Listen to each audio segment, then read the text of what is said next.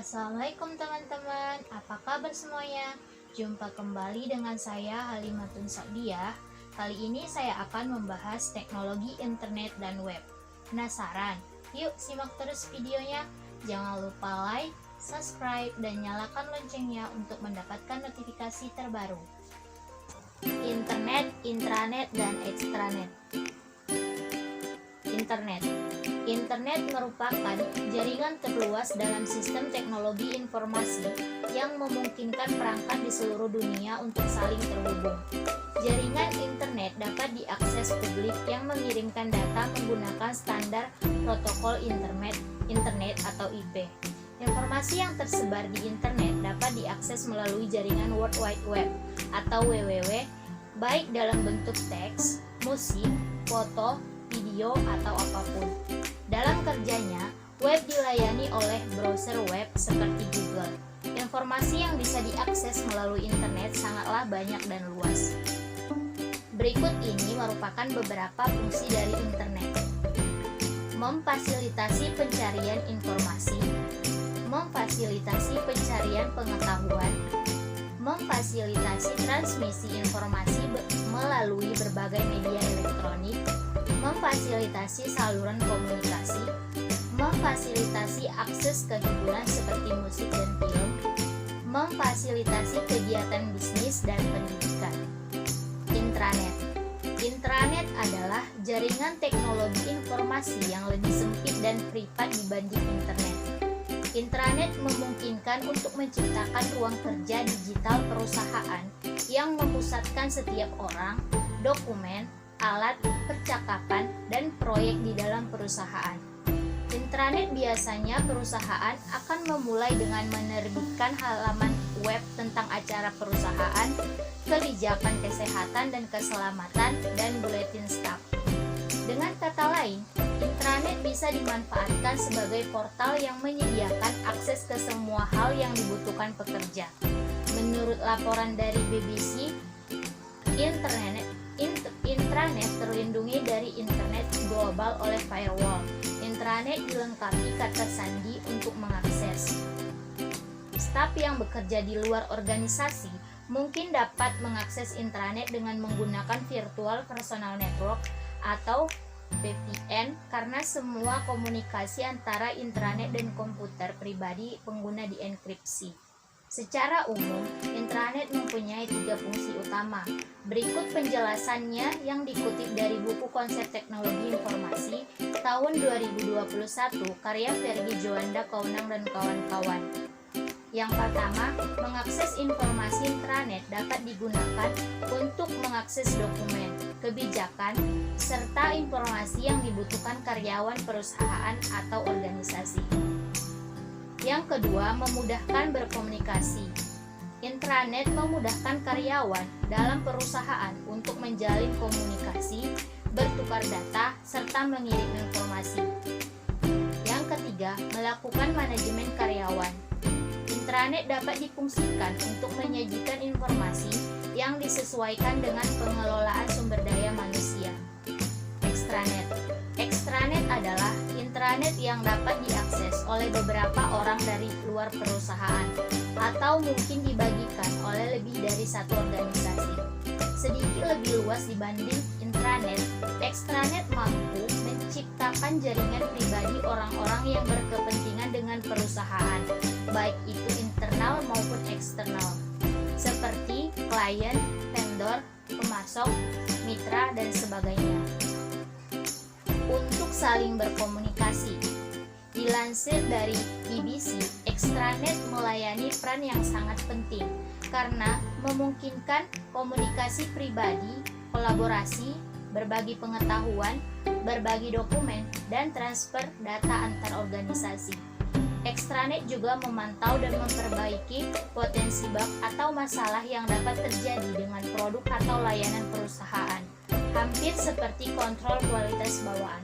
Fungsi utama ekstranet adalah mempermudah pertukaran data dalam skala besar dari satu perusahaan ke perusahaan lain.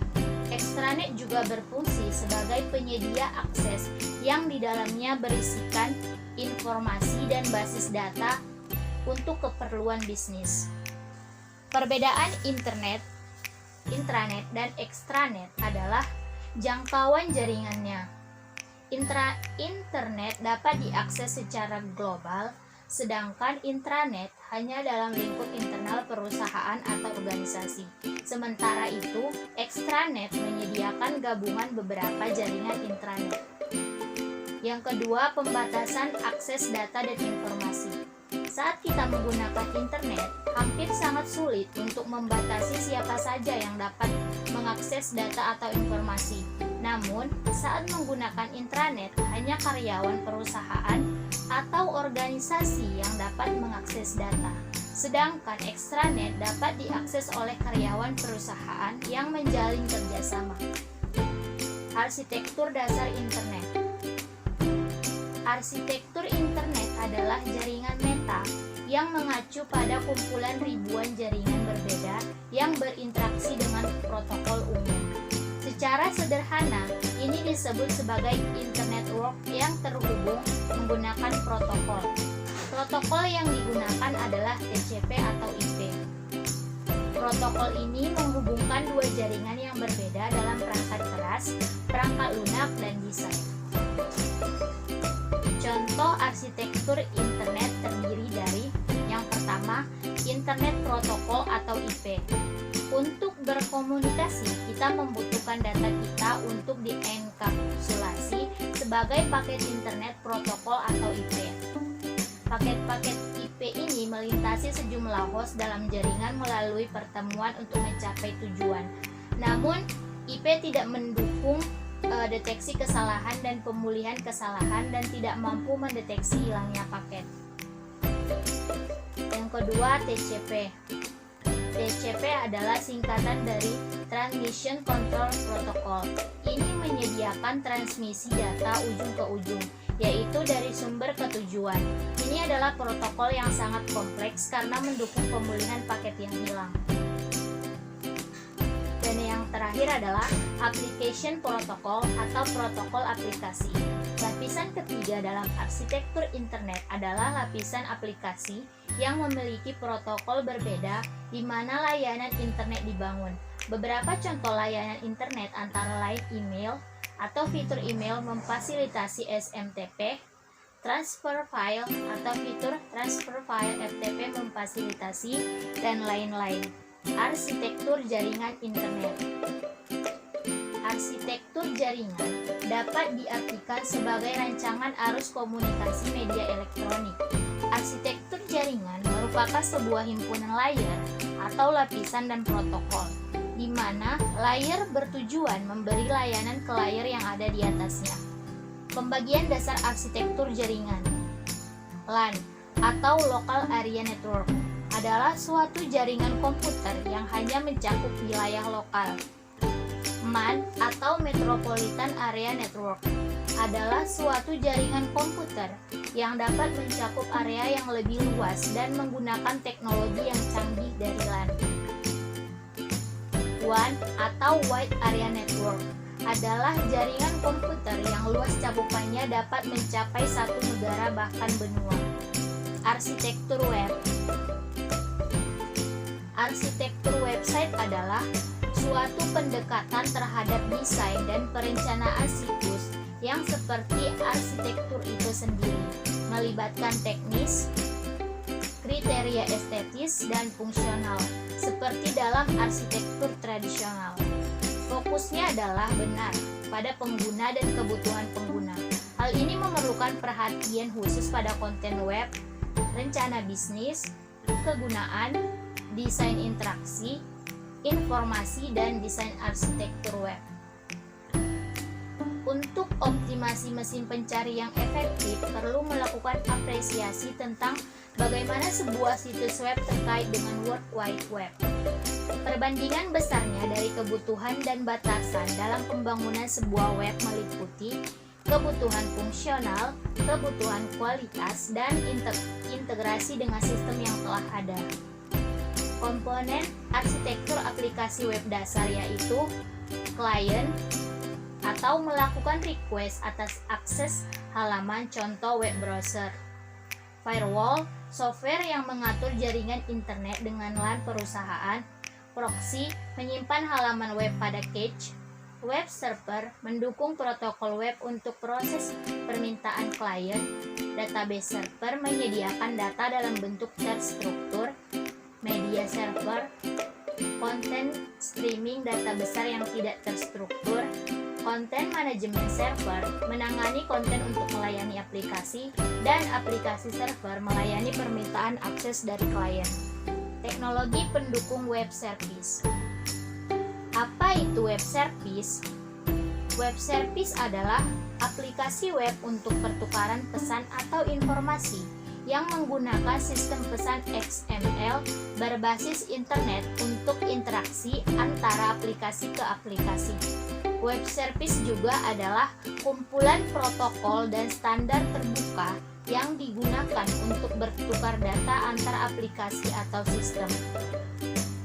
Dan yang terakhir, definisinya adalah metode atau cara-cara komunikasi antar mesin ke mesin yang menggunakan bahasa yang independen yang tidak terikat dengan satu sistem operasi dan bahasa pemrograman tertentu.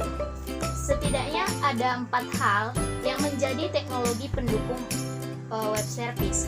Teknologi tersebut adalah SOAP atau Simple Object Access Protocol. Ini merupakan sebuah protokol standar untuk saling bertukar informasi antar aplikasi. Singkatnya, ini merupakan protokol yang memungkinkan terjadinya pertukaran pesan terstruktur dengan format XML antar aplikasi. Yang kedua, REST. REST atau Representational State Transfer. Ini merupakan arsitektur dari sebuah sistem yang terstandarisasi antar sistem komputer. Dengan teknologi ini, maka memungkinkan antar sistem tersebut bisa saling berkomunikasi. WSDL atau Web Service Definition Language merupakan teknologi lainnya yang juga mendukung dalam teknologi ini. Teknologi ini sendiri merupakan sebuah file dengan format XML yang fungsi utamanya adalah menjelaskan pada sisi klien apa saja isi dari sebuah website. Dan yang terakhir adalah WDDX atau Web Distribute Data Exchange, juga merupakan teknologi yang digunakan pada web service. Dengan menggunakan teknologi ini, maka memungkinkan pertukaran data antar aplikasi berbasis web. Teknologi ini juga memungkinkan pertukaran dengan format yang berbeda. Aplikasi web pada e-commerce. Aplikasi berbasis web merupakan aplikasi yang dapat diakses melalui web browser saat tersambung dengan jaringan internet atau intranet. Aplikasi ini juga merupakan software atau perangkat lunak yang menggunakan bahasa pemrograman seperti HTML, JavaScript, CSS, dan bahasa pemrograman lainnya. Saat ini, banyak perusahaan menggunakan aplikasi berbasis web dalam merencanakan program untuk mengelola perusahaan, hingga pengolahan data, persediaan barang, dan data karyawan. Dalam bidang keuangan, jenis aplikasi ini dapat digunakan untuk membuat invoice, jurnal keuangan perusahaan, hingga pengelolaan pajak. Beberapa keunggulan lain dari aplikasi berbasis web diantaranya lebih cepat update. Semua maintenance dan update dapat dilakukan pada server dan bersifat terpusat. Hal ini membuat proses maintenance atau pemeliharaan dapat berjalan dengan lebih cepat. Yang kedua, tanpa perlu instalasi. Aplikasi berbasis web tidak membutuhkan instalasi di komputer atau gadget. Instalasi akan dilakukan di server sehingga proses penginstalannya dapat berjalan dengan lebih cepat. Sama halnya dengan online pajak, kita dapat langsung menggunakan beragam fitur yang ada di online pajak setelah melakukan proses pendaftaran. Fleksibilitas sistem operasi. Pengembangan aplikasi desktop ataupun mobile harus disesuaikan dengan platform dan sistem operasi yang akan digunakan, sehingga aplikasi harus terus diperbaharui sesuai dengan pembaruan software yang digunakan pada platform. Ada beberapa kasus ketika aplikasi sudah tidak dapat digunakan karena software di gadget pengguna sudah mencapai titik update maksimal. Pengguna tentu saja mengganti gadget untuk bisa menikmati fitur-fitur terbaru dalam aplikasi. Dan yang terakhir adalah multi-platform. Keuntungan lain menggunakan aplikasi web adalah bersifat multi-platform atau dapat digunakan dari semua gadget, mulai dari komputer, tablet, hingga smartphone. Hal ini tentu saja memudahkan pengguna untuk memiliki akses yang fleksibel sehingga produktivitas pekerjaan tidak terganggu. Di online pajak, Anda juga dapat mengakses aplikasi dimanapun dan kapanpun. Tidak perlu khawatir karena data yang Anda input juga tersimpan secara otomatis di sistem cloud online pajak. Berikut adalah beberapa contoh aplikasi e-commerce Android dan iOS di Indonesia. Shopee. Shopee adalah toko online yang populer dengan promo gratis ongkirnya ini. Memang begitu populer. Shopee memiliki kantor pusat yang berlokasi di Singapura. Akhir-akhir ini Shopee dinobatkan sebagai platform e-commerce yang paling banyak dikunjungi di tanah air. Yang kedua, Lazada. Lazada merupakan salah satu contoh aplikasi e-commerce atau tempat belanja online berbasis mobile yang menyediakan banyak pilihan produk, terutama di bidang fashion, elektronik, perlengkapan bayi, dan masih banyak lagi. Yang ketiga, Tokopedia. Platform ini memiliki program untuk mendukung pelaku UMKM maupun perorangan untuk mengembangkan usaha yang dimiliki. Caranya dengan memperkenalkan produk yang dijual melalui marketplace dengan fitur memadai. Yang keempat, Blibli. Blibli merupakan platform yang dirilis PT Global Digital Niaga yang didirikan pada tahun 2010. Platform ini bekerja sama dengan provider teknologi, mitra logistik, merchant partner, dan banking partner yang terkemuka. Sorabel. Aplikasi e-commerce berbasis Android berikutnya adalah Sorabel. Bagi yang suka berbelanja fashion secara online, pasti sudah tidak asing dengan platform ini. Sorabel dikenal memasang harga jujur, namun dengan kualitas fashion yang tidak perlu diragukan. Salah satu fitur unggulannya adalah coba dulu baru bayar. Selain itu, platform ini memungkinkan metode COD setanah air dan pemberian garansi pengembalian barang sampai 30 hari. JD.ID. Aplikasi jual beli online ini berasal dari Tiongkok, namun cukup populer juga di Indonesia. Jadi nama JD.ID memang khusus untuk pangsa pasar di Indonesia. Platform ini terkenal dengan penjualan barang elektroniknya. Dan yang terakhir adalah Zalora. Zalora bisa menjadi pilihan e-commerce yang tepat bagi yang senang tampil fashionable atau sekadar sedang mencari pakaian dan kebutuhan lainnya. Tidak perlu repot mencari di luar, platform ini menyediakan banyak pilihan. Pengguna bisa menemukan banyak brand fashion terkenal di aplikasi ini. Terima kasih telah menonton video ini. See you next video.